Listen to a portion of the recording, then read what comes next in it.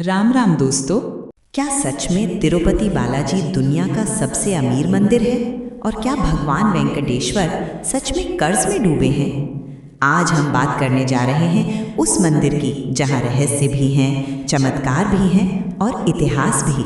वो मंदिर है तिरुमला वेंकटेश्वर टेम्पल, यानी तिरुपति बालाजी मंदिर।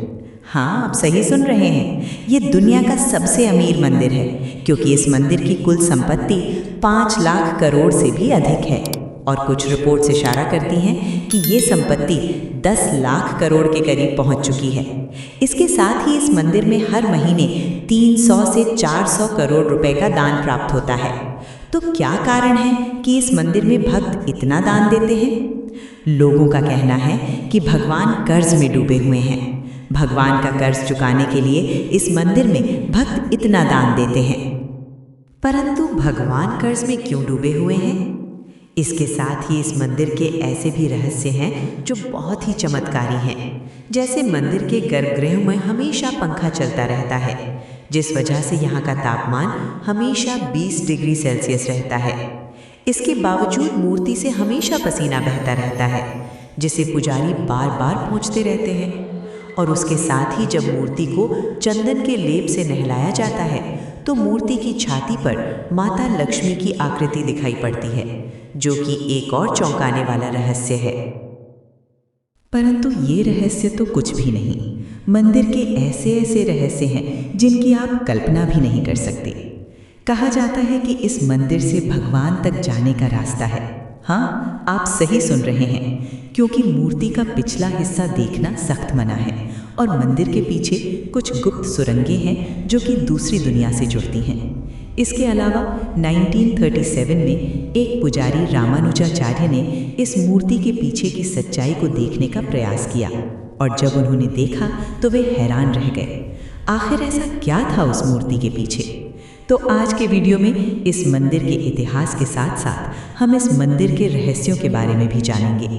जैसे ये दुनिया का सबसे अमीर मंदिर क्यों है और भगवान वेंकटेश्वर कर्ज में क्यों माने जाते हैं, मूर्ति के स्वयं प्रकट होने की सच्चाई क्या है, इसके साथ ही मंदिर के नीचे हाई सिक्योरिटी वॉल्ट में क्या रखा हुआ है जिसकी सिक्योरिटी रिजर्व बैंक से भी ज़्यादा सुरक्षित है, और मूर्ति के पास जाने पर समुद्र जैसी आवाज़ आती है, उसका क्या रहस्य है।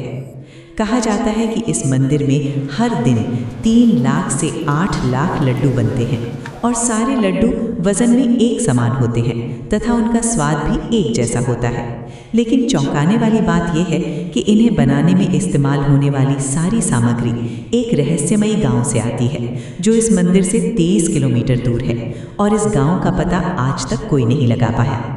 कई लोगों ने इस गांव तक पहुंचने की कोशिश की, परंतु उन्हें ये गांव आज तक नहीं मिला। आखिर इसके पीछे का क्या रहस्य है? तथा मंदिर की मूर्ति के सामने एक दीपक जलाया जाता है। कहा जाता है कि ये दीपक 1000 वर्षों से जल रहा है, वो भी बिना तेल के। आखिर ऐसा कैसे संभव हो सकता है? पर यही सत्य है। मंदिर के रहस्य यहीं समाप्त नहीं होते। यहाँ पर एक नियम है कि जो भी मंदिर में अपना बाल दान करेगा उसकी हर मनोकामना पूर्ण होती है, और इसलिए यहाँ प्रतिदिन हजारों भक्त अपना बाल दान करते हैं। और इस मंदिर में वेंकटेश्वर भगवान की मूर्ति पर लगे बाल भी असली हैं। ये बाल न तो झड़ते हैं और न ही उलझते हैं। ये भी एक अनोखा चमत्कार है। परंतु इन सब से अलग ये 2035 की भविष्यवाणी का क्या रहस्य है, ये भी इसी वीडियो में जानेंगे। ऐसे और भी रहस्य हैं जो इस मंदिर को इतना चमत्कारी बनाते हैं कि लाखों करोड़ों भक्त दर्शन करने आते हैं। इसलिए आज हम इस मंदिर के सारे रहस्य जानेंगे। परंतु इन सभी रहस्यों को जानने से पहले हम इस मंदिर का पूरा इतिहास आपको समझाएंगे, जिससे एक एक करके सारे रहस्य अपने आप सामने आते जाएंगे। तो अंत तक हमारे साथ बने रहें, और अगर आपने अभी तक इस चैनल को सब्सक्राइब नहीं किया है तो अभी सब्सक्राइब अवश्य कर दीजिए, और इस वीडियो को लाइक करके कमेंट में जय तिरुपति बालाजी लिखें, क्योंकि हम आपके लिए अफवाहें नहीं, सही तथ्यों, ऐतिहासिक प्रमाणों और विश्वसनीय स्रोतों के आधार पर ऐसे ही वीडियो लेकर आते हैं। आपका एक लाइक और सब्सक्राइब हमें और भी सच्ची और रिसर्च आधारित कहानियां आप तक पहुंचाने की ताकत देता है। जय तिरुपति बालाजी। पौराणिक कथाओं के अनुसार एक ऐसा समय था जब पूरी धरती संकट में थी। चारों ओर जल ही जल था। कहा जाता है कि आकाश के बादल फट जाने से ऐसी वर्षा हुई कि पूरी धरती जल में डूब गई। ये सब देखकर सभी देवी देवता भगवान विष्णु के पास गए और उनसे सहायता मांगी। भगवान विष्णु ने आदि वराह का अवतार धारण किया और पृथ्वी को जल प्रलय से बचाया। फिर ब्रह्मा के अनुरोध पर भगवान विष्णु अपने दिव्य स्वरूप में भूदेवी के साथ मिलकर पृथ्वी का संतुलन बनने तक तिरुमला की पहाड़ी पर ही रहकर धर्म और कर्म का ज्ञान देते रहे। उसके बाद भगवान विष्णु अपने लोक वैकुंठ धाम लौट गए। अब कलयुग का समय आ चुका था, इसलिए ब्रह्मा जी को चिंता हुई कि पृथ्वी का संतुलन बिगड़ रहा है। उन्होंने नारद जी को भेजा और कहा कि आप विष्णु से अनुरोध करें कि वे पृथ्वी पर जाएं और लोगों का कल्याण करें। जब नारद जी भगवान विष्णु के पास जा रहे थे तो उन्होंने देखा कि सरस्वती नदी के तट पर अनेक ऋषि मुनि एक महायज्ञ कर रहे थे। प्रश्न उठा, इस यज्ञ का फल किस देवता को अर्पित किया जाए? नारद मुनि के मार्गदर्शन में सबने निर्णय लिया कि महर्षि भृगु त्रिदेव की परीक्षा लेकर बताएंगे कि सबसे श्रेष्ठ कौन है। भृगु ऋषि ब्रह्मलोक पहुंचे। वहां ब्रह्मा जी कमलासन पर विराजमान थे। भृगु ने जानबूझकर उन्हें प्रणाम नहीं किया। ब्रह्मा जी क्रोधित हो गए। उनकी भौहें तन गईं, परंतु माता सरस्वती के समझाने पर उन्होंने क्रोध को रोक लिया। भृगु ने सोचा, जिनमें क्रोध है वे पूर्ण रूप से क्षमाशील नहीं। अब भृगु कैलाश पहुंचे। भगवान शिव प्रेम से उठे और भृगु को गले लगाने बढ़े, लेकिन भृगु ने कहा, आप शमशान में रहने वाले भस्म लगाने वाले हैं, मैं आपको स्पर्श नहीं कर सकता। ये सुनकर शिव क्रोधित हो उठे।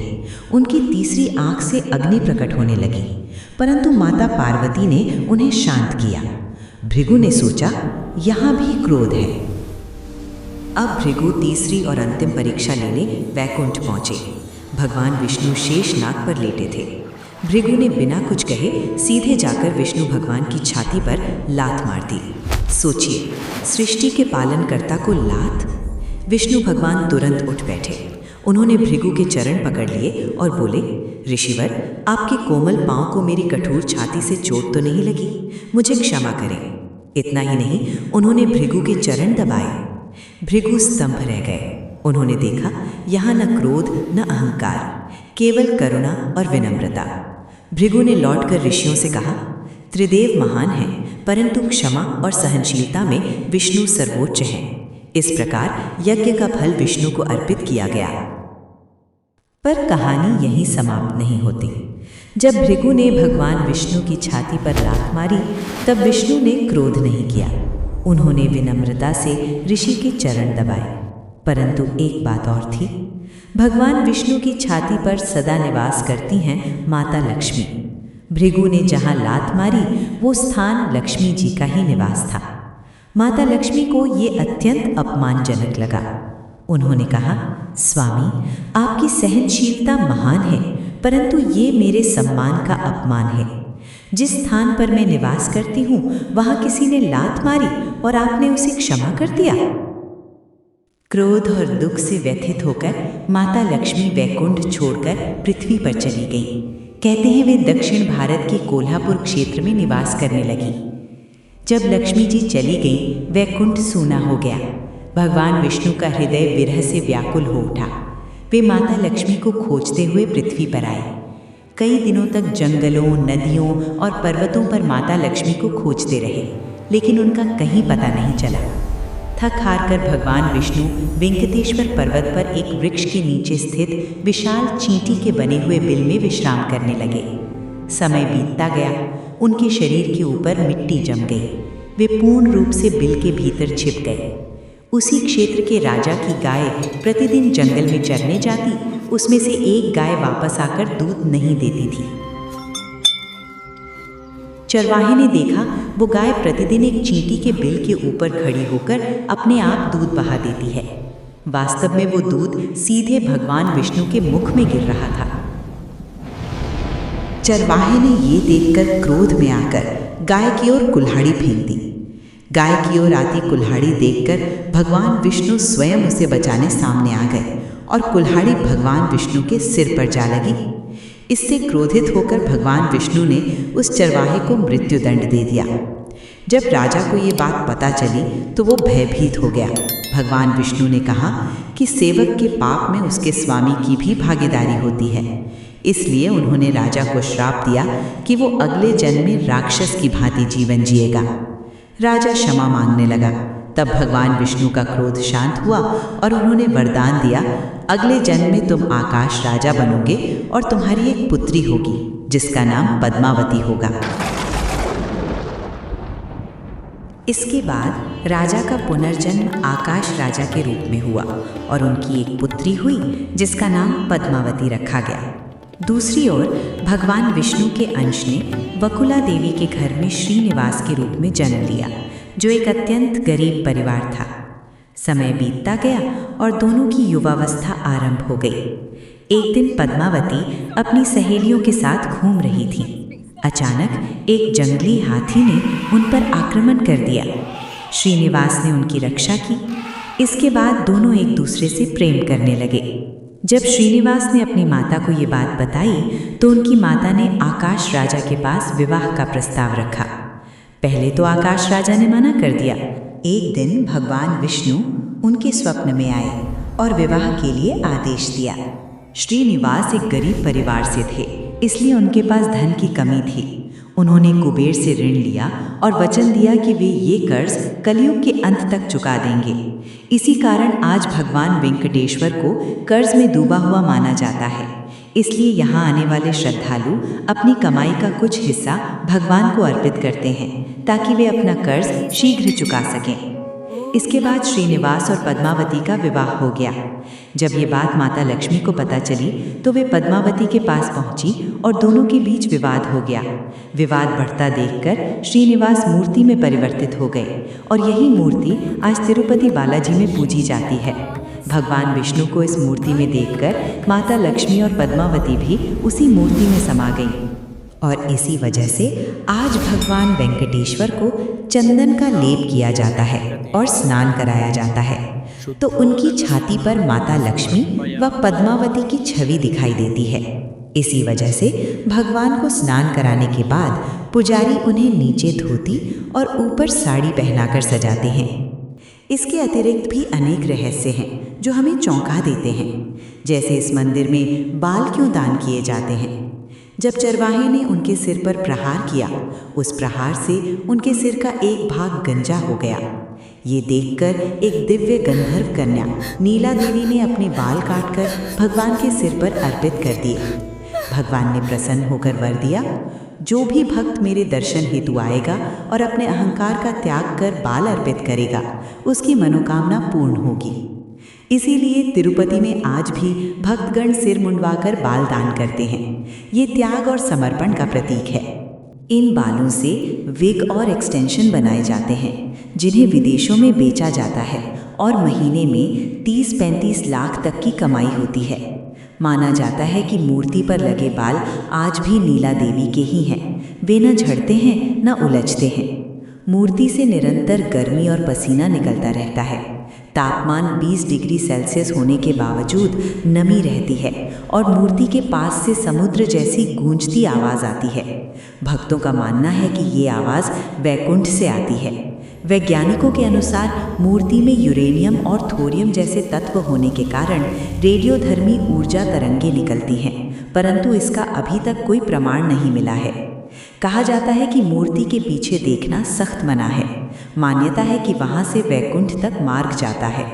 लोगों का कहना है कि एक रात मंदिर के एक युवा पुजारी ने जिज्ञासावश जानबूझकर मूर्ति के पीछे देखने चला गया था और जब सुबह मंदिर के दरवाज़ा खोले गए तो देखा कि उस पुजारी की आंखों की रोशनी चली गई और उसकी आवाज़ भी नहीं आ रही थी। कहते हैं कि वो लकवाग्रस्त हो गया। इसका उल्लेख मंदिर के प्राचीन अभिलेखों में भी किया गया है।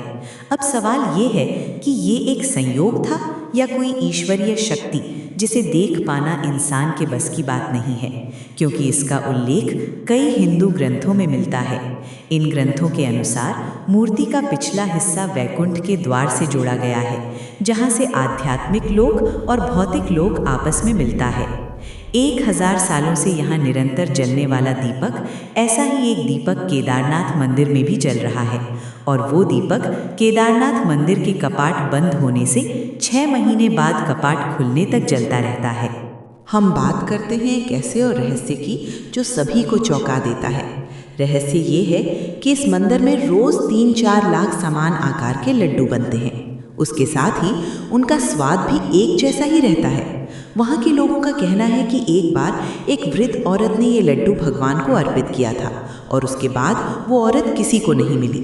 माना जाता है वो स्वयं माता लक्ष्मी थी, इसलिए आज भी वैसा ही लड्डू बनाया जाता है। और लोगों का कहना है कि यहाँ पर चढ़ाई जाने वाली हर चीज़ किसी दूसरे गांव से आती है, जो इस मंदिर से 23 किलोमीटर दूर स्थित है। लेकिन आज तक इस गांव का पता कोई नहीं लगा पाया। कई लोगों ने इस गांव को ढूंढने की कोशिश की, लेकिन उनको कहीं नहीं मिला। अब बात करें मंदिर के हर साल के खर्च की, तो टीटीडी जो इस मंदिर का ट्रस्ट है, वो हर साल 5200 करोड़ रुपए इस मंदिर पर खर्च करता है, जिसमें सामाजिक कल्याण खर्च, अन्नदान, अस्पताल और स्कूल शामिल हैं। जिसमें अन्नदान पर प्रतिदिन 1 से 2 लाख रुपए खर्च होते हैं, जहां भक्तों को मुफ्त भोजन दिया जाता है, जो 24/7 चलता है। इसके बाद बात करें अस्पतालों की, तो इस मंदिर के पास 20 से ज़्यादा अस्पताल और मेडिकल कॉलेज हैं। वहाँ पर भी गरीबों का मुफ्त इलाज किया जाता है। इसके अलावा तिरुपति बालाजी मंदिर के पास शिक्षा के क्षेत्र में बहुत सारे स्कूल और कॉलेज हैं, जिनमें वैदिक यूनिवर्सिटी भी शामिल है। यहाँ पर स्कूलों और कॉलेजों की संख्या लगभग 250 से ज़्यादा है, जिसमें 30,000 से ज़्यादा छात्र पढ़ते हैं और कई बच्चों को मुफ्त में पढ़ाया जाता है। इसलिए इनका सब खर्चा 5200 करोड़ के आसपास होता है। इसके अलावा और भी कई सामाजिक कल्याण कार्यों में मंदिर का योगदान है। पर सबसे बड़ा सवाल ये है कि जब इस मंदिर का खर्चा इतना ज़्यादा है, तो इस मंदिर के पास इतना रुपया कैसे बचा रहता है और ये मंदिर लगातार अमीर कैसे बनता जा रहा है। इसका कारण ये है कि 20,000 करोड़ से भी ज़्यादा इसके पास एफडी पड़ा है, जिसका 950 करोड़ से ज़्यादा ब्याज आता है। इसके अलावा 10,000 करोड़ शेयर मार्केट में रुपए पड़े हैं, जो कि बड़ी बड़ी कंपनियों में लगाए हुए हैं, जिससे बहुत ज़्यादा प्रॉफिट होता है। इस प्रकार के बहुत से काम हैं जो इस मंदिर को और भी धनी बनाते हैं। इसके साथ ही हर साल श्रद्धालुओं द्वारा लाखों करोड़ों रुपए दान किया जाता है। वे अपनी कमाई का कुछ हिस्सा भगवान वेंकटेश्वर को समर्पित करते हैं और उनका कर्ज चुकाने में उनकी मदद करते हैं। इस मंदिर के पास 43,000 एकड़ से ज़्यादा ज़मीन और प्रॉपर्टी है। इसके साथ ही 11,300 किलो सोना है, जिसमें लगभग 30 किलो सोने का मुकुट और 2.5 किलो सोने का कवच शामिल है। कई जगहों पर बताया गया है कि इस मंदिर के पास 1000 किलो सोने का मुकुट भी है। फिर भी देखा जाए तो इस मंदिर के पास इतनी संपत्ति है कि ये दुनिया का सबसे अमीर मंदिर है। इस मंदिर में कई ऐसे रहस्य हैं जिनको समझ पाना विज्ञान और इंसानों के बस की बात नहीं है, क्योंकि वहाँ के पुजारियों का कहना है कि इस मंदिर में हमें ऐसी ऊर्जा का अनुभव होता है जैसे कोई दिव्य शक्ति हो। इस मंदिर को लेकर कई भविष्यवाणियां भी की गई हैं। हमारे ग्रंथों में कलयुग के अंत में कल की अवतार और वैकुंठ लोक का वर्णन मिलता है, जिससे हमें पता चलता है कि तिरुपति बालाजी मंदिर के कुछ ऐसे रहस्य हैं जिन्हें आज तक कोई नहीं समझ पाया। परंतु वैकुंठ लोक का इस मंदिर से जुड़ा होना इस मंदिर को और भी दिव्य बनाता है। अब सबसे बड़ी बात यह है कि इस मंदिर को किसने बनवाया। तो मंदिर से जुड़े सबसे पुराने शिलालेख जो 8वीं और 9वीं शताब्दी से मिले हैं, वे लगभग 825 ईस्वी यानी पल्लव राजवंश के समय के हैं। इस काल में काले ग्रेनाइट पत्थरों से मंदिर के गर्भगृह का निर्माण किया गया और यहाँ की रानी द्वारा 4176 सोने के सिक्के दान किए गए। इसके बाद 11वीं शताब्दी में चोल राजवंश आता है, जिनके राजा राजेंद्र चोल प्रथम ने 1019 ईस्वी में मंदिर की रसोई, पूजा व्यवस्था और 12 गांव दान में दिए थे, जिनका उल्लेख शिलालेखों में विस्तार से मिलता है। लेकिन मंदिर को जो भव्य पहचान आज दिखाई पड़ती है वो विजयनगर साम्राज्य के शासनकाल में हुई थी, जो 14वीं से 16वीं शताब्दी के बीच हुआ। इस काल में मंदिर में विशाल मंडपों और गोपुरमों का निर्माण हुआ। उनके बाद आते हैं सम्राट कृष्णदेव राय और उन्होंने इस मंदिर को और भी प्रसिद्ध कर दिया। वे 7 बार तिरुमला आए और भगवान को सोने के आभूषण, मुकुट और कई गांव दान कर दिए। इसके साथ ही इसी काल में गोपुरमों पर सोना चढ़ाने की परंपरा शुरू हो गई। उसके बाद 18वीं शताब्दी में मराठा शासक आए और उन्होंने इस मंदिर का संरक्षण किया। उनके काल में चांदी के सिंहासन के दान का उल्लेख भी मिलता है। इन सब के बाद ब्रिटिश काल में मंदिर का संचालन महंतों और स्थानीय समितियों के हाथों में चला गया। फिर 1933 में तिरुमला तिरुपति देवस्थानम यानी TTD अधिनियम लागू हुआ, जिसके बाद मंदिर की देखरेख TTD ट्रस्ट के अंतर्गत आ गई और आज ये TTD सैकड़ों मंदिरों का संचालन और निर्माण भी करती है। इन सब को देखकर ये लगता है कि इस मंदिर का निर्माण किसी एक राजा ने नहीं करवाया। इस मंदिर का निर्माण कई वर्षों से चला आ रहा है, इसलिए इसके निर्माण में कई रहस्य छुपे हुए हैं। जाते जाते अगर वीडियो आप लोगों को थोड़ा सा भी अच्छी लगी हो तो वीडियो को लाइक करके कमेंट में जय श्री तिरुपति बालाजी लिखकर चैनल को सब्सक्राइब कर दें। और हाँ, अपने दोस्तों के साथ भी इसे अवश्य शेयर करें ताकि वे भी तिरुपति बालाजी के महत्व के बारे में जान सकें। जय तिरुपति बालाजी।